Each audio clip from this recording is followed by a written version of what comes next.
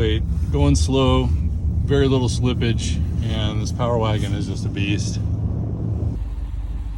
All right, I cannot get this trailer in the garage with that trailer parked there, so gotta move some things around. It's in the garage. Let's check it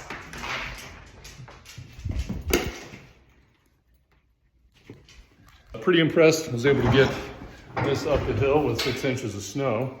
Somehow we did it. We did have to winch it, as you saw, and break the backhoe out to clear the path through some snowdrifts, but all's well that ends well. Good night.